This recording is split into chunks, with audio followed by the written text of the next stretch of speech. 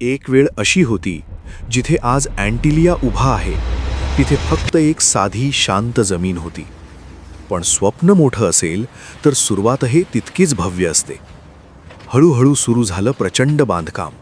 दिवस रात्र चाललेली मेहनत, मजबूत पाया आणि प्रत्येक टप्प्यावर उभं राहत गेलेलं एक स्वप्न.